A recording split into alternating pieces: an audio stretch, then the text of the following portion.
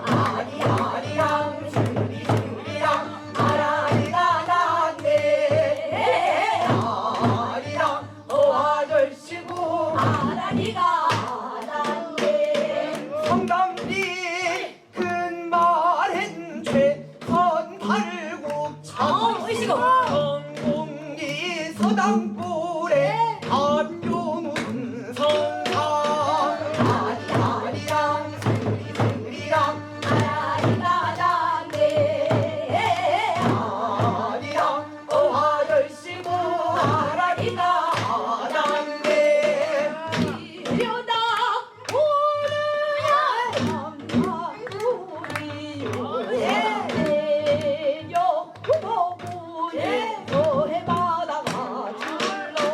그다음에 이제 그동안 우리가 다루지는 않았지만 결성 바다를 사랑했던 어진 재상 오윤겸을 우리가 기억할 필요가 있을 것 같아요. 오윤겸은 추탄 오윤겸인데요. 이 추탄이 이제 그 서울의 한강으로 흘러 들어가는 그 미사리 그쪽에 이제 추탄이 있어요.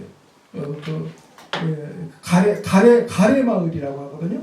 가래 마을. 지금도 가래 마을이 거기에 있는데 거기가 이제 오윤겸이 살던 곳인데요.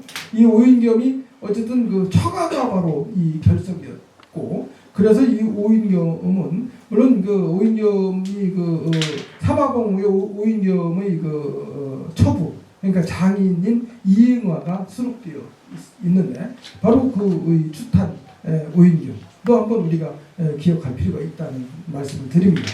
특히 이제 이 오윤겸이 결성에서 여기에서 이제 그 오원절구와 칠원절구 두 시를 남기고 있는데 한번 볼까요? 거기에 한무 오원절구와 칠원절구인데 번역한 부분 제가 기존에 뭐 알려져 있는 번역을 제가 좀 손을 대서 좀 시다기 고친다고 고쳤는데 잘 고쳐졌나 모르겠어요. 바다가 휘감는 깊고 깊은 골짜기, 소나무 울타리 고요하고 고요한 가운데 한가로이 편안하게 한곡조 읍조리니 지게문을 열고 나지막이 불어오는 맑은 바람. 이게 이제 오은절구 시입니다. 이게 결성의 촌서, 결성의 시골 그 별장에서 지은 시랍니다. 그 다음에 이제 결성의 이 오윤겸의 그 농사, 요즘 같으면 이제 뭐라고 해요? 농막? 시골에 농막도 많이 짓죠. 있었던 거예요. 조선시대 때. 그 다음에 결성 촌거, 이건 칠원절구인데요. 포구의 석양의 백로는 날아오르고 언덕의 푸른 풀 어린 목동 돌아오네. 아주 대꾸가 좋잖아요. 아니, 석양이 아니라 사양. 사양이니까 이제 예. 기워 넘어가는 솔솔 바람 다시 불어 비도 그치고 병든 게 창가에 기대어 짧은 시 짓는구나. 이렇게 한번 이제 번역을 해봤는데 이건 칠원절구입니다. 여기가 그 이응화라는 사람이 경주시고 이쪽입니까? 황금리 이쪽이요? 거기 보니까 있는데.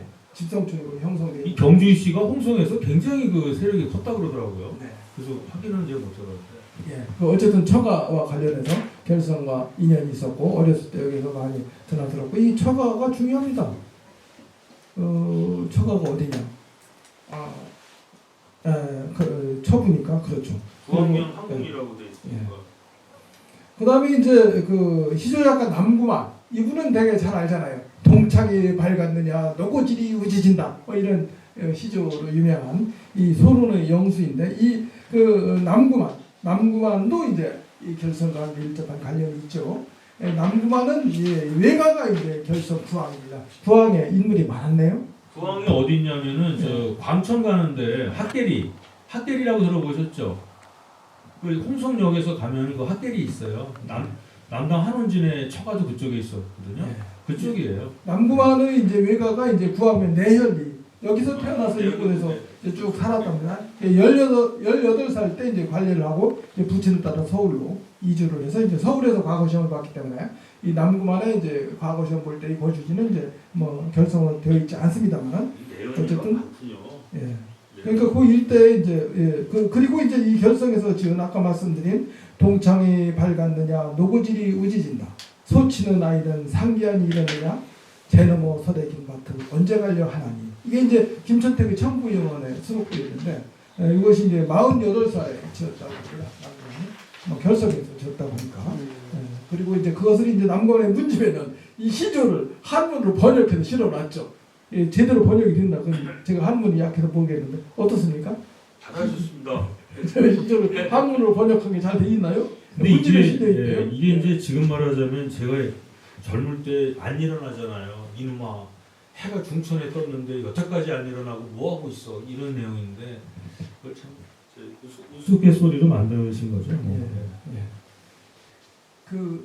농막에서 일하는 아이가 아직도 일하고 게으름 피우니까 혼내는 신이 시조인가요? 그렇죠. 그런 내용이죠. 양반들의 이제 그런데 어쨌든 이거를 가지고요. 그 남구만 선생에 대해서는 이제 이쪽에서 많이 기립니다. 굉장히 많이 하세요. 그다음에 이제 이제 오늘 이제 주작 주자성리학 여러 가지 얘기를 했습니다만은 조선 이제 후기에 노론 쪽에 우암 송시열의 제자가 원래는 수제자가 이제 명제 윤증 아니었습니까? 근데 이제 노소 분당이 되면서 이제 명제 윤증과는 이제 우암 송시열하고 완전히 이제 갈라서게 되고 그리고 이제 우암 송시열의 그 수제자로 이제 그 적전을 계승하는 제자가 이제 갑자기 권상아, 수암 권상아가 되죠. 근데 이 수암 권상아가 바로 이 수암 권상아가 사는 곳은 충청북도 청풍이에요. 청풍의 황강에서 거기서 살면서 거기서 이제 제자들을 이렇게 가르쳤기 때문에 이 수암 권상아의 그 제자들 중에서 뛰어난 8명의 제자를 흔히 이제 학교에서는 강문 파락사라고 해요. 조선시대도 그렇게 불렀고 강문 파락사 8명의 뛰어난 제자. 근데 그 8명의 수암 권상아의 8명의 뛰어난 제자 가운데 4명이 바로 이곳 내포 출신이죠. 내포. 그리고 4명이 내포 출신인데 그 4명 가운데 2명이 결성 출신이라는 거예요. 그게 바로 이제 지금 매봉 최징우 하고 이제 호로 이제 한원지 남당 한원지 이 두 분이 이제 강문 파락사 중에 2분이 결성 출신이었다. 그리고 이제 이제 그 중에서도 이제 호로의 대표자가 남당 한원진 아닙니까? 그리고 낙론의 대표자가 이제 우리가 외암 이간이라고 하는데 이 외암 이간은 어디 출신이에요? 아산 외암. 예, 아산 외암 민속마을로 유명한 그 외암리 그곳에 외암 이간이 태어난 집이 있어요. 외암 이간. 그러니까 사실은 호랑 논쟁의 대표 선비 2사람이다 이 지역 출신인 거예요. 충청도 서부 지역 출신인 거예요. 그리고 이제 윤봉구 병제 윤봉구가 이제 예산 출신이고 그런데 그 사람도 이제 낙론 지휘관가요. 어쨌든 이 호론 지지자의 대표적인 두 분이 이제 결성 출신인데 이 부분은 우리 네, 제가 말씀드리겠습니다. 이제 전님이시니까 좀 말씀을 해주시죠. 지금 할까요? 네. 네. 이게 이제 호랑 논쟁이 뭐냐면 이제 호론하고 낙론인데 임진왜란하고 병자호란을 거치면서 조선이 패했잖아요. 그러니까 조선이 다시 부흥하려면 외부 세계와 접촉을 해야 되느냐, 외계 문명을 받아들여야 되느냐 말아야 되느냐 이 얘기를 하게 돼요. 근데 이제 외부 문명을 받아들여서는 안 된다는 쪽이 호론을 형성했고 받아들이지 않은 쪽이 낙론을 형성했는데 공교롭게도 낙론과 호론의 대표자가 권상아 문화에서 나옵니다. 권상아 문화에서. 근데 이제 낙론 같은 경우는 뭐냐면은 서울의 낙수 있죠. 한강 남한강을 낙수라 그러나요? 그쪽 언저리에 살았던 사람들은 낙론인데 사실은 외암 이간이 학문적인 건 얘기를 했지만 이 사람이 한 건 아니고 서울에 이제 안동 김씨들이 있어요. 장동 김씨들이라든가 그 사람들이 그 학문을 바탕으로 해서 이제 청나라하고 이제 접촉을 한 거예요. 소위 북학파라는 게 그겁니다. 북쪽에서 배운다. 그런데 이제 이쪽 호론 쪽에 있는 사람들, 이쪽 사람들은 외계와 절대로 하면 안 된다. 어떻게 오랑캐들을 섬기느냐. 이래서 이제 이쪽 사람들은 명분론의 입장에서 철저하게 우리 걸 지켜야 된다는 입장을 하게 돼요. 그래서 그게 이제 한원진 선생으로 여기게 되는데 한원진 선생은 워낙 대쪽 같은 사람이었고 그리고 아까 이제 임소민 선생님께서 이제 윤봉구 선생을 얘기했는데 그 병계 윤봉구 선생의 고향은 예산 봉산입니다. 거기 한번 나중에 한번 가보세요. 어디냐면 저기 마의 삼존불 가는 길이 있어요. 거기 옆에 저수지가 있는데 거기가 이제 병계 윤봉구 선생이 살던 데입니다. 근데 거기가 이제 이쪽이 그걸 다 형성을 한 거예요. 그 다음에 이제 남당 하모니 선생의 제자가 그 송시열 선생의 그 손자가 있어요. 송능상이라는 사람이 제자인데 지금도 저기 배양이 돼 있죠. 근데 그 사람은 이제 저 회덕하고 논산 쪽으로 갑니다. 갔는데 그쪽은 다 낙론으로 바뀌어요 나중에. 그런데 이제 이쪽에서 말년에 그 입문한 사람이 누구냐면 김한록이라는 분이에요. 저기 서산 한다리 김씨 그쪽. 그래서 그 사람 쪽에서 이제 사숙누님들이 나오는 거예요. 그 사숙누님들이 이제 주로 그 사람들은 어제 출사를 못합니다. 왜냐하면 정조임금 독살 사건과 관련돼 가지고 이쪽 선비들이 다 조정이 출사를 못해요. 그래서 이 사람들이 그래도 지조를 지킨다. 지조를 지킨다 그래가지고 오소산으로 숨어 들어갑니다. 그 대표적인 사람이 정득신이라는 사람인데 그 사람들이 이제 이쪽에 다 학문을 지배하게 되는 거예요. 그러다가 나중에 1866년에 병자호란이 일어나면서 그 사람들이 득세를 하는 거죠. 그때 그 사람들이 얘기하는 게 나라가 망해가고 있는데 이거는 낙론계, 니놈들이 망가뜨린 거 아니냐. 헌원으로 가야 된다. 그래서 이제 거기서 이제 오랑캐들하고 싸운다. 병인 양요, 오랑캐들이 침입했다. 그래서 오랑캐들과 싸운다는 것이 나오는 거고 거기서 위정척서가 나오는 거예요. 의병전쟁. 그러니까 이 홍성 쪽에서 의병전쟁이 굉장히 치열했어요. 아마 대한민국에서 여기보다 치열한 데가 없습니다. 그 이유는 바로 지금 선생님 말씀하신 낙론계 때문에, 호롱계 때문에 그런 거예요. 그 대신에 낙론 쪽을 한 사람들은 이제 유학도 많이 갔고 실학사상, 북학파, 다산 정약용이니 이익 선생 다 그쪽이에요. 근데 유독 여기만 그게 많은 데가 홍성이 아니라 결성입니다. 홍주가 아니라 결성. 그 다음에 여기 서산, 해미, 보령, 그것도 청라, 화성 이쪽 있잖아요. 이쪽이 굉장히 득세했어요. 이게 뭐라고 이 언어로 설명할 수 없는 참 묘한 거예요. 지금도 그 정서가 그렇습니다. 여기는 역사의 수레바퀴를 되돌리려는 사람이 많았잖아요. 김자진 장군, 윤봉길 의사, 만해 한용운도 똑같습니다. 그래서 이런 분들이 많아서 이게 희한한 것 같아요. 그게. 네, 이제 선생님. 그러면 흥 박사님은 철학자 입장에서 이제 그 호론이 이제 인물성 이론이고, 그렇죠. 상이론이죠. 상이론이고 이제 낙론이 이제 동론인데. 네, 상동론. 네, 동론. 21세기에는 어느 쪽이 좀 더 많이? 21세기 당연히 소통을 가야 되니까 이쪽이 그쪽으로 가야죠. 낙론으로 가야죠. 낙론으로. 예. 낙론으로 가야 그건 당연한 거예요. 혹시 그런 건 아닐까요? 저는 그쪽에 아는 게 별로 없습니다만은 낙론을 주장한 사람이 이제 한강이에요. 그러니까 이게 낙하라고 하는 그렇죠, 게 이 낙양이 이제 중국에서 14망조의 수도가 낙양이고, 그래서 이제 우리는 이제 조선 시대에도 도읍지를 수도를 흔히 낙양이라고 많이 얘기했잖아요. 한양도 이제 흔히 빗대서 낙양이라고 하고, 낙수죠, 낙수. 그래서 한강을 이제 빗대서 중국의 낙양의 낙수에 빗대서 이제 한강도 낙수라고 하고, 그러다 보니까 이제 낙론이라는 말이 나온 건데, 그러한 입장에서 보았을 때 그 시대에 그 문호를 개방하고 중국에 이미 이제 바뀌어가는 서구와 이제 중국의 이제 여진족의 청나라가 들어선 이후의 청나라가 막 발전해가는 그 문물을 적극적으로 받아들여야 한다는 낙론 쪽의 입장에서 해야지. 근데 저는 왜냐하면 그 낙론 쪽 입장인데요. 이게 낙론 쪽 입장은 왜 호론이 반대했냐. 이게 참 제가 이걸 주자학을 전공한 분들한테는 좀 싫은 소리 들릴지도 모르겠는데, 주자학의 핵심은 명분론이거든요. 근근신신 부부자자. 이게 명분론이기 때문에 차별 논리가 거기, 우리가 명륜당이라고 쓰잖아요. 조선 사회는 법이 지배한 게 아니라 륜이 지배한 사회예요. 오륜이 지배한 사회입니다. 명륜당이 있잖아요. 향교라든가 서훈이 다 주자학적 세계관에서 나온 건데 이게 이제 문제예요. 이게. 근데 문제 하나만 더 하겠습니다. 근데 이게 뭐냐면은 낙론계로 갈 수가 없었어요. 만약에 낙론계 쪽으로 가면은요 조선 사회가 무너져요. 그러니까 이게 지동설과 천동설인데 지동설을 주장하게 되면 사회가 무너지는 거예요. 똑같은 논리거든요. 그래서 지식이 아무리 옳다 하더라도 이게 지식의 선택성 문제예요. 그러니까 당시에 낙론이 옳다는 거는 호론도 알고 있었어요. 근데 낙론으로 가게 되면 국가의 기강이 무너집니다. 그러니까 어쩔 수 없이 가는 거예요. 이게 참 예. 슬픈 역사예요. 슬픈 역사.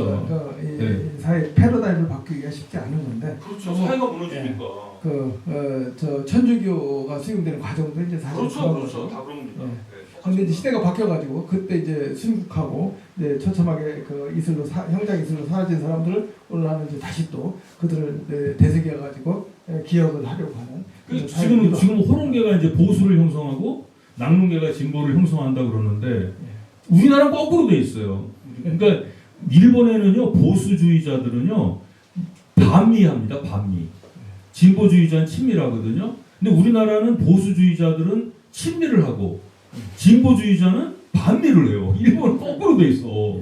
이 현상을 어떻게 설명할 거냐? 이게 지금 역사가 아직 해결이 안 된 거예요. 그래서 우리가 천천히 그건 해결해 나가는 것 같고요. 너무 골치 아픈 문제를 얘기하는 것 같으니까 그러면 이제 이 결성과 관련해서 우리가 또 새롭게 기억해야 될 인물이 있는 것 같습니다. 그분들을 여럿이 있겠습니다만 여러 가지가 그 중에는 이제 결성의 예능인들을 우리가 기억해야 할 것 같아요. 21세기 이제 우리가 K-컬처, K-팝, 뭐 K-헤리티지 시대라고 하는데 박성환 우리가, 명상한테 부탁드릴 것 같아요. 예, 그 우리 박성환 이사장님께서 그 판소리를 개척한 명창 최선달, 그리고 판소리 대를 이은 명창 김창룡, 그리고 고수와 춤꾼에 대한 한성준, 시절창의 명인 최유식 뭐 등에 대해서 좀 말씀 좀 해주시죠.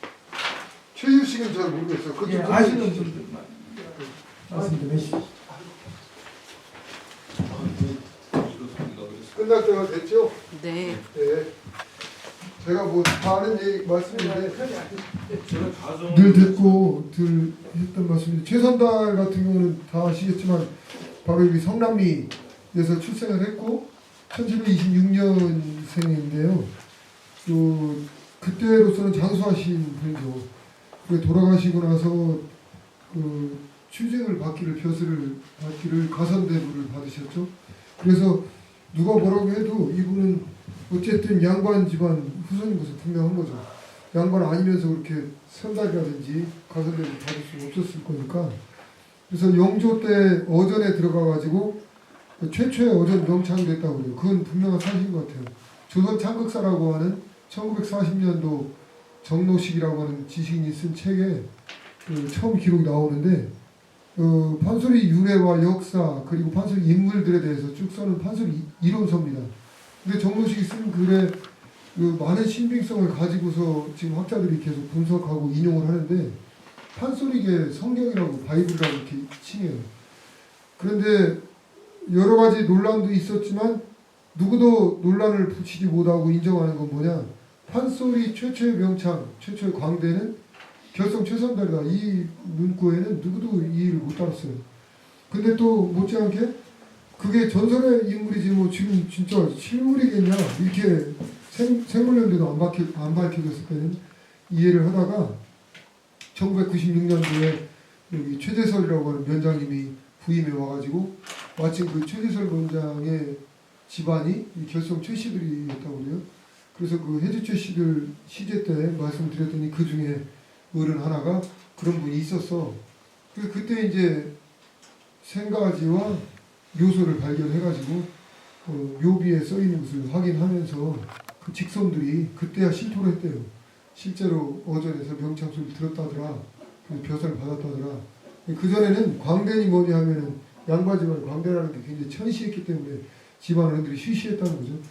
비근한 예로 한 달 전인가 두 달 전에 군청에서 홍성군청에서 그 최선달 명창에 대한 현창 사업에 대한 토론회 심포지움을 했는데 그때 그 결성 최씨들 중에 그 거의 좌장급에 해당하는 가문의 어른이 오셨어요. 그 광천에 사신다는 분 회장님 오셔가지고 그날도 그 말씀하셨어요. 광대란 말 하지 마시오. 어째 광대란 말 자꾸 하냐고 그랬는데 거기 참여하신 교수님들이 광대라는 건 스타라는 말이다. 그 일반적인 얘기지 천시하는 말이 아니다. 지금에 와서 그것을 달리 불리면 어떻게 좋겠냐고 그분이 명창이라고 해야죠. 명창이나 광대야. 예. 그래서 어쨌든 최선달은 실존 인물로 밝혀졌고요. 그리고 지금 후손들이 자랑스럽게 대내외적으로 선포하고 다니고 그 후손들이 결성 농협에서 지금 문화재로 지정이 받아서 최대신 최용식 이런 어른들이 지금 활동하고 계십니다. 8대 9대 손들이라고 그래요. 김창룡 같은 경우는 실제 태어나기는 장항에서 태어났습니다. 장항 성줄이라고 하는 서천의 장항인데 거기에서 아버지 김정근 밑에서 태어나가지고 판소리를 공부했고 그 김정근은 또 누구냐 하면 김성옥이라고 하는 강경에서 살았던 중고체 판소리를 처음 개창하신 분이에요.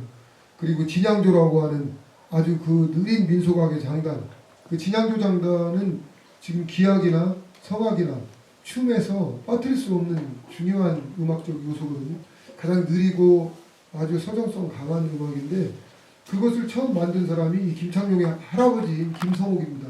강경에서 만들었고 그 아들이 김정근이 있었는데 그 아들이 이제 아버지를 통해서 중고체 판소리를 이어왔고 그리고 또 재밌게도 김창룡의 아버지 김정근은 삼궁접이라고 하는 또 장단을 만들었대요.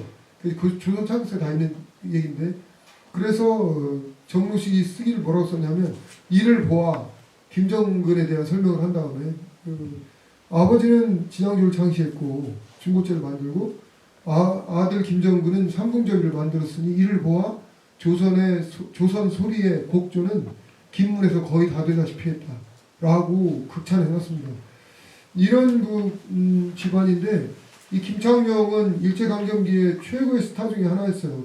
근대 오명창을 꼽을 때 김창룡, 이동백, 송만감, 정정열, 김창환을 꼽는데 김창룡은 그 장항에서 태어났지만 어떤 이유인지 알 수 없어요. 그러나 여기 용호리로 이사를 와서 용호리 장터를 배경으로 많은 예술인들이 모여서 예술활동을 했다고 그래요. 용호리가 컸다고 그래요. 옛날에 용호리 장터가. 그래서 그 용호리에 모여가지고 이 세거들을 했습니다. 이 김씨들이. 그래서 김창룡의 사촌들도 많이 와서 살았고 근래에 보니까 결성 농협 보존회에 풍물치러 다니시는 여성분 한 분도 서울서 지금 귀향하셨다고 하는데 김창룡의 후손이라고 이렇게 말씀하시더라고요. 더 알아봐야 될 인물입니다.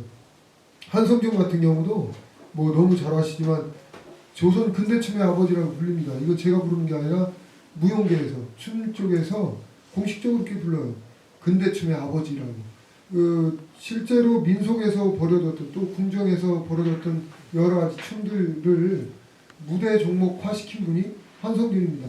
일제강점기에 이제 원각사, 현율사 이런 게 생겨가지고 이제 근대극장들이 생겨나는데 근대극장 무대 위에다가 우리의 전통 무용을 이렇게 올려서 레파토리화 시키는데 한성준이 처음 시작을 해가지고 40여 개의 넘는 레파토리를 만들대요. 그래서 이분이 만든 작업 중에서 태평무, 또 승무, 살풀이는 지금 국가지정문화재로 보호받고 있습니다. 그 한성준이 없었으면 누군가 했겠죠. 그러나 한성준이 해놔서 더 멋지고 매력적인 춤으로 발전했다 이렇게 평가합니다.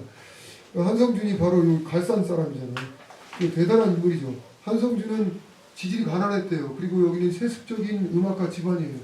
그래서 천시받고 했는데 한양에 가서 춤을 추기 시작하고 이제 음악가들 안에서 눈에 띄어서 음악 천재다 이런 소리 들었답니다.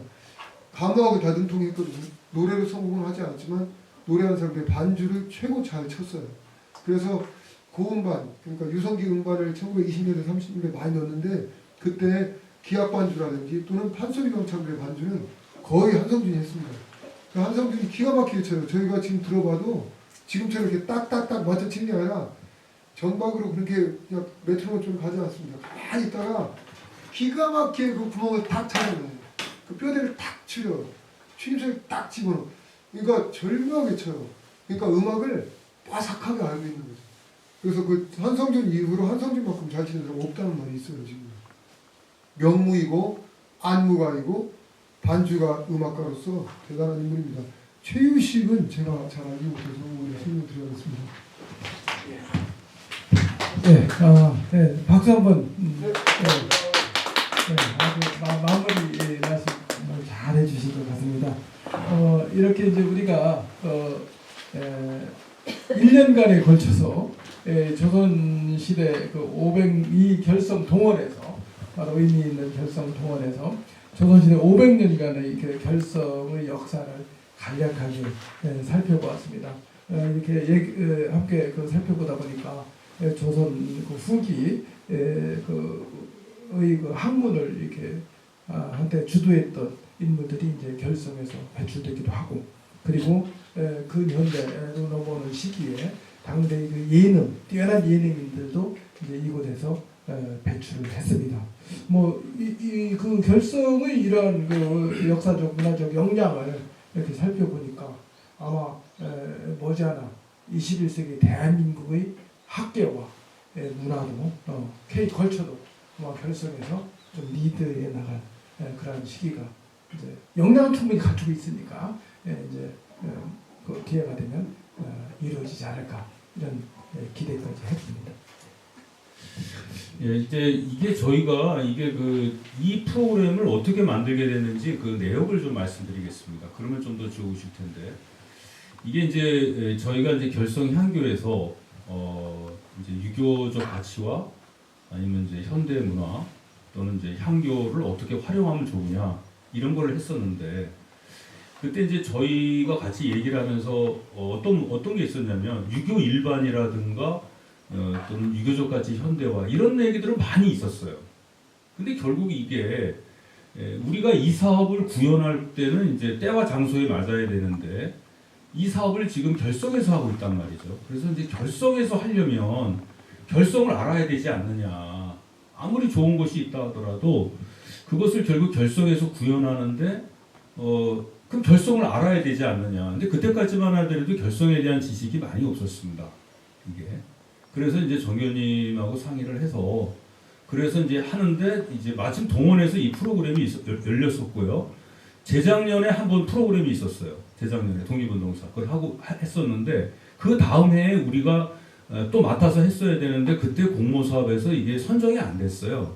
그래서 1년을 쉬는 바람에 올해 이제 선정이 됐습니다. 그러니까 올해.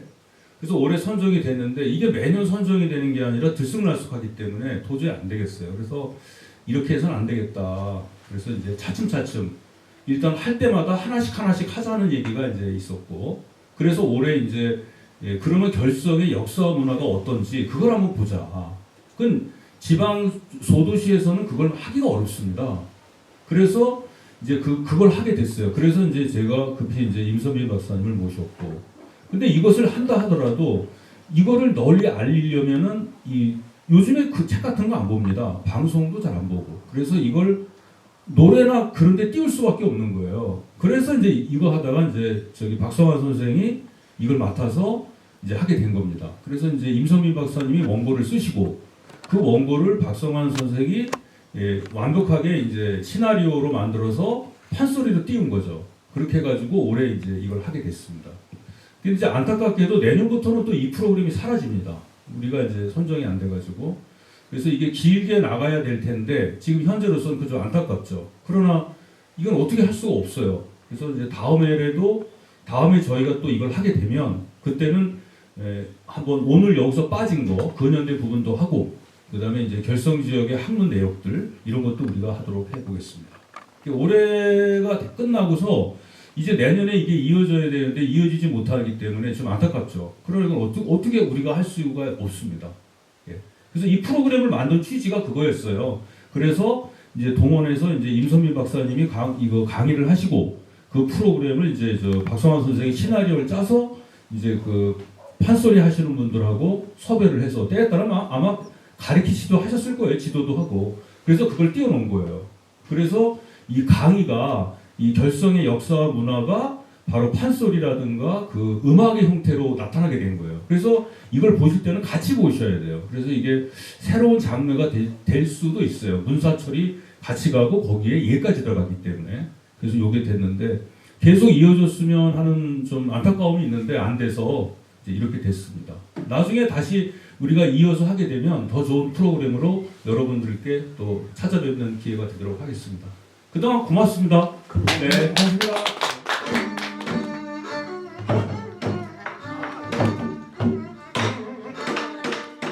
아리아리랑 스리스리랑 아라리가 났네. 아리랑 오화 절시고 아라리가 났네. 아예 왔다네 월성동원에 왔네.